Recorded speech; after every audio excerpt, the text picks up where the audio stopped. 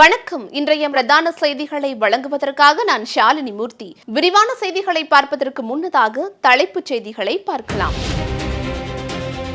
சமவேளைக்கு சம ஊதியம் கோரி போராடும் ஆசிரியர்களை வீட்டுச் சிறையில் அடைப்பதா?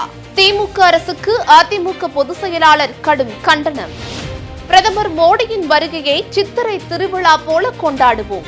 அதிமுக முன்னாள் அமைச்சர் செல்லூர் ராஜு தகவல். PSLV C-62 என்ற ராக்கெட் வெற்றிகரமாக விண்ணில் ஏவப்பட்டது. இஸ்ரோ விஞ்ஞானிகள் மகிழ்ச்சி. மெரினா உள்ளிட்ட கடற்கரையில் குப்பை போட்டால் 5000 ரூபாய் அபராதம். சென்னை மாநகராட்சி கடும் எச்சரிக்கை. திருச்சி ஸ்டார் கிம்ஸ் மருத்துவமனையின் சிறுநீரக மாற்று அறுவை சிகிச்சை உரிமம் ரத்து. கிட்னி திருட்டு புகார் உறுதியானதால் நடவடிக்கை. இனி வருவது விரிவான செய்திகள். சமவேளைக்கு சம ஊதியம் கோரியும் திமுக அளித்த தேர்தல் வாக்குறுதி எண் 311 நிறைவேற்ற கோரி தொடர்ந்து 17வது நாளாக போராடி வரும் இடைநிலை ஆசிரியர்களை சமவேளைக்கு சம ஊதியம் கோரியும் திமுக அளித்த தேர்தல் வாக்குறுதி எண் 311 நிறைவேற்ற கோரி தொடர்ந்து 17வது நாளாக போராடி வரும் இடைநிலை ஆசிரியர்களை கைது செய்து வீட்டுச் சிறையில் வைத்துள்ளதாக அதிமுக பொதுச் செயலாளர் எடப்பாடி கே பழனிசாமி குற்றம் சாட்டியுள்ளார். சட்டத்திற்கு புறம்பாக அடைத்து வைத்து செல்போனை கூட பறித்து வைத்துள்ளது கண்டிக்கத்தக்கது என்று கூறியுள்ள எடப்பாடி கே பழனிசாமி அனைவரையும் உடனடியாக விடுதலை செய்ய வேண்டும் என்று வலியுறுத்தியுள்ளார். மதுரையில் NDA கூட்டணியின் பிரச்சார மாநாடு நடக்க இருப்பதாகவும் அதனை பிரதமர் நரேந்திர மோடி தொடங்கி வைத்து சிறப்புரை ஆற்றுவார் என்றும் தமிழ்நாடு பாஜக பொதுச் செயலாளர் ராம சீனிவாசன் தெரிவித்துள்ளார். இதனையடுத்து செய்தியாளர்களிடம் பேசிய முன்னாள் அமைச்சர் செல்லூர் ராஜு வரும் 23ஆம் தேதி பிரதமர் மோடி பிரச்சாரத்திற்கு வரும் நாள் மதுரையில் மீண்டும் ஒரு சித்திரை திருவிழா போல கொண்டாடப்படும் என்றார். ஆந்திராவின் ஸ்ரீஹரிகோட்டாவில் உள்ள சதீஷ் தவான் விண்வெளி நிலையத்திலிருந்து PSLV C-62 என்ற ராக்கெட் வெற்றிகரமாக விண்ணில் ஏவப்பட்டது. இந்த ராக்கெட்டில் EOS-N1 என்ற செயற்கைக்கோளுடன் 18 சிறிய செயற்கைக்கோள்களும் ஏவப்பட்டுள்ளன. ராக்கெட் வெற்றிகரமாக ஏவப்பட்டதன் மூலம் இஸ்ரோ விஞ்ஞானிகள் மகிழ்ச்சியுடன் கரவொலி எழுப்பினர். கோவை மாநகர் மாவட்ட பாஜக சார்பில் வடவெல்லியில் நடைபெற்ற நம்ம ஊரு மோடி பொங்கல் நிகழ்ச்சியில் பாஜக தேசிய செயல் தலைவர் நிதின் நபீன் தமிழர் பாரம்பரிய உடையான பட்டு வேஷ்டி சட்டை அணிந்து கொண்டு பங்கேற்றார். இதில் 120 பானை பொங்கல் வைத்து கொண்டாடப்பட்டது. பாஜகவை சேர்ந்த வானதி சீனிவாசன், தமிழிசை சவுந்தரராஜன் உள்ளிட்ட ஏராளமானோர் வள்ளிக்கும்பி, சிலம்பம், பரதம், ஜமாப் உள்ளிட்ட கலை நிகழ்ச்சிகளில் பங்கேற்று நடனமாடினர். சென்னையில் அமைந்துள்ள மெரினா மற்றும் இதர முக்கிய கடற்கரையில் உரிய விதிகளை பின்பற்றாமல் குப்பை போடுபவர்கள் மீது 5000 ரூபாய் அபராதம் விதித்து நடவடிக்கை மேற்கொள்ளப்படும் என சென்னை மாநகராட்சி எச்சரிக்கை விடுத்துள்ளது. பொது இடங்கள் மற்றும் கடற்கரைகளில் குப்பைகள், பிளாஸ்டிக் கழிவுகள், உணவுப் பொருள் எச்சங்கள் உள்ளிட்ட எந்தவிதமான கழிவுகளையும் கொட்டுவது சட்டப்படி தடை செய்யப்பட்டுள்ளது.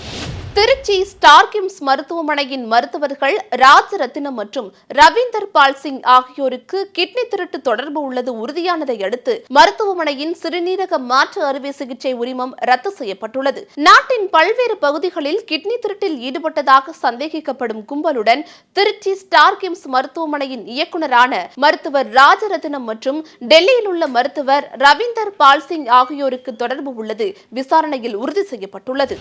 கட்சியின் பெயரை அரசியல் ஆதாயத்திற்காக பயன்படுத்திய அன்புமணி மீது குற்ற வழக்கு பதிவு செய்ய வேண்டும் என ராமதாஸ் இந்திய தேர்தல் ஆணையத்திற்கு கடிதம் ஒன்றை எழுதியுள்ளார். பல மோசடிகளை செய்து தனது தலைமை காலத்தை நீடிப்பதற்கான ஆவணத்தை இந்திய தேர்தல் ஆணையத்திடம் அன்புமணி பெற்றதாகவும் அவர் குற்றம் சாட்டியுள்ளார்.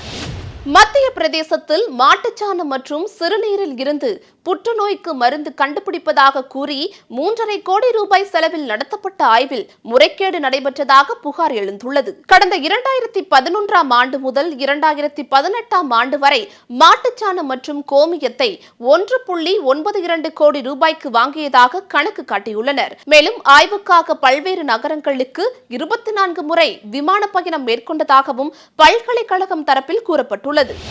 தாம்பரம், திருச்சி, நாகர்கோவிலில் இருந்து மேற்கு வங்க மாநிலத்திற்கு 3 அம்ரித் பாரத் ரயில்களை இயக்க ரயில்வே வாரியம் ஒப்புதல் அளித்துள்ளது. அஸ்ஸாம், மேற்கு வங்கம் இடையே தூங்கும் வசதி கொண்ட முதல் வந்தே பாரத் ரயில் இயக்கப்பட உள்ளது. வந்தே பாரத் ரயிலுக்கு இணையாக வேகமும் பாதுகாப்பும் கொண்ட அம்ரித் பாரத் ரயிலில் ஒரே நேரத்தில் 1834 பேர் பயணிக்கலாம் என்பது குறிப்பிடத்தக்கது. பாட்டாளி மக்கள் மூன்றாக உடைந்துள்ளது. ராமதாஸ் தலைமையில் ஓர் அணி, அன்புமணி தலைமையில் மற்றொரு அணி இருக்கும் நிலையில் காடுவெட்டி குருவின் மகள் விருந்தாம்பிகை புதிதாக ஜே குரு பாட்டாளி மக்கள் கட்சியை தொடங்கியுள்ளார். செய்தியாளர்களிடம் பேசிய அவர், அரசியலில் இருந்து அன்புமணியை விரட்டும் வரை நாங்கள் போராடுவோம். சௌமியாவும் அன்புமணி நிற்கும் தொகுதியில் நான் போட்டியிடுவேன் என்றும், எங்கள் கட்சி சார்பில் வரும் சட்டமன்ற தேர்தலில் 234 தொகுதிகளிலும் வேட்பாளர்களை நிறுத்துவோம் என்றும் கூறியுள்ளார். பாமக சிதறியுள்ளது சட்டசபை தேர்தலில் யாருக்கு சாதகமாக அமையப் போகிறது என்ற கேள்வி எழுந்துள்ளது.